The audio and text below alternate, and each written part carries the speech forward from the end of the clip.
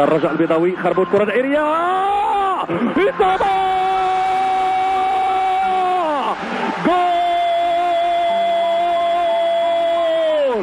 هدف لصف للرجاء، هدف أسامي، هدف لاحظوا فرحة كبيرة هنا ديال الجمهور. إذا الرجاء بعد مرور 30 دقيقة تفوق على ريال مدريد بهدف لصفر، فرحة كبيرة للمدرب سعيد جمال.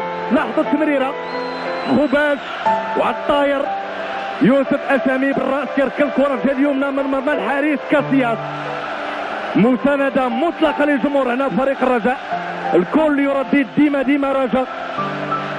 إذا هذا الهدف غادي يعطي واحد الحماس كبير لعناصر الشباب. كرة خطيرة وكتخرج زاوية لفريق ريال مدريد. ماندو ييرو قطفة،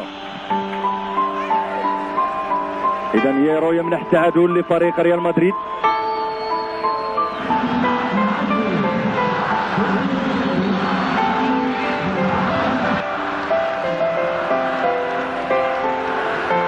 الحارس قيل الحارس كاسياس،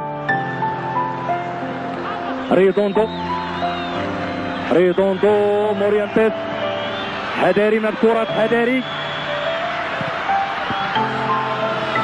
مورينتيس كيمنح الهدف الثاني.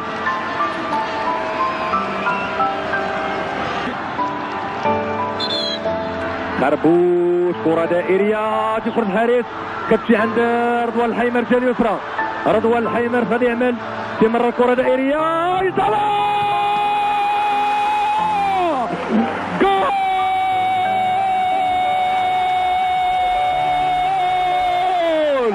مستودع يمنح تعادل للرجاء، هدفان داخل كل شبكة، هدف من الروعة بمكان. مستودع يسجل التعادل للرجاء، هدف الأهداف الرجاء يمكن نقول جملة واحدة، أهداف خرافية. الحيمر على الطاير بنفس الطريقة ديال يوسف أسامي. أخيرا الرجاء تسجل التعادل، مدافع باش يصعد ويقذف ويهدد. كرة كتنفذ، تخرجوا اللاعبين ديال فريق الرجاء، حذاري من الكرات،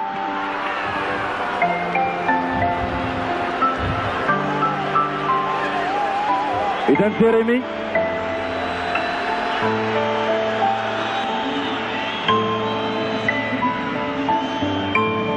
هدف يمكن نقول